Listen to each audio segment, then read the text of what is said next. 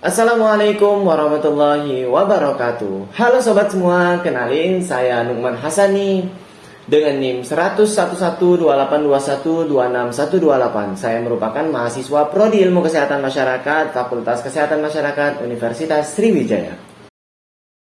Pada kesempatan kali ini saya ingin mengajak teman-teman semua untuk mengamati fenomena yang ada di sekitar kita. Ya, apa itu fenomenanya? Fenomena bahasa gaul dan bahasa slang. Sebelum kita membahas lebih lanjut apa itu contoh-contoh dari bahasa gaul dan bahasa slang, yuk kita mari sama-sama bahas apa itu pengertiannya. Menurut Kamus Besar Bahasa Indonesia, bahasa gaul merupakan suatu dialek bahasa Indonesia non-formal yang digunakan oleh komunitas tertentu. Kosakata bahasa gaul ini berasal atau bersumber dari berbagai macam. Yang pertama bisa dari bahasa prokem, bahasa asing, bahkan ya sampai dengan bahasa daerah. Sedangkan bahasa slang ini bisa kita maknai sebagai bahasa yang tidak resmi, tidak baku, yang biasanya bersifat musiman, yang digunakan oleh kelompok remaja atau kelompok-kelompok sosial tertentu. Dengan tujuan untuk berinteraksi secara internal sesama mereka. Bahasa slang ini identik dengan bahasa asing atau bahasa Inggris yang biasanya kita Indonesiakan. Itulah tadi pengertian daripada bahasa gaul dan bahasa slang. Nah, sekarang kita masuk ke contoh daripada bahasa gaul dan bahasa slang. Yang pertama, yaitu unyu. Kata unyu ini bermakna lucu, imut, dan sejenisnya. Saya ambil contoh. Ya, di saat kita berkumpul dengan keluarga kita, di saat kita berkumpul dengan adik-adik kita, tidak jarang kita mendengar kalimat seperti ini. Wih, lucu banget ya bayinya. Wih, unyu banget bayinya. Nah, kalimat unyu di situ bermakna bahwasanya ya bayi tersebut sungguh lucu dan imut. Nah, itu salah satu contoh daripada kalimat atau kata bahasa gaul dan bahasa slang. Kemudian contoh yang kedua, yaitu kata healing. Ya, kalau kita artikan ke dalam bahasa Inggris, kata healing ini bermakna sembuh. Tetapi kalau kita masukkan ke dalam bahasa Indonesia, itu berbeda maknanya.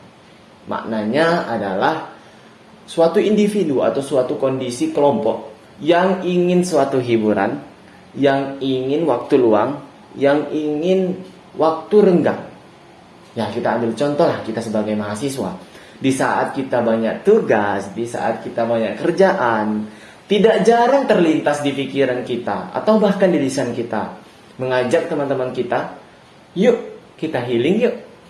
Nah, kalimat ini bermakna bahwasanya ya kita butuh waktu luang, kita butuh hiburan, agar kita bisa meluangkan pikiran dan hati kita, sehingga kita bisa bersemangat kembali untuk beraktivitas. Kata yang ketiga, yaitu insecure. Nah, kalimat ini sudah tidak asing lah ya di telinga kita, apalagi di kalangan mahasiswa. Ya, insecure ini bermakna atau berarti di mana menunjukkan kondisi individu yang sedang takut, yang sedang tidak percaya diri, yang sedang malu. Saya ambil contoh di saat kita ingin maju presentasi. Ya, di saat kita maju presentasi, seringkali teman kita berkata seperti ini. Nukman, janganlah insecure. Atau bahkan kita, di dalam pikiran kita, atau terlintas di lisan kita.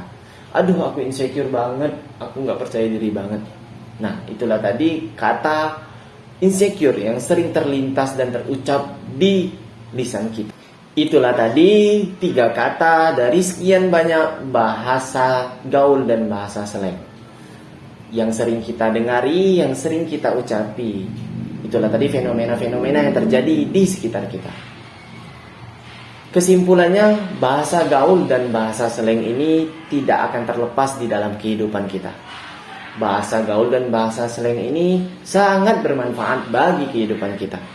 Karena salah satu strategi komunikasi di dalam kehidupan adalah mengetahui bahasa gaul dan bahasa slang dengan baik dan benar. Sehingga di saat kita berkomunikasi, berinteraksi dengan lawan bicara kita, maka kita akan bisa berinteraksi dengan baik Sehingga di saat ada masalah kita bisa pecahkan, di saat ada pertanyaan bisa kita jawab.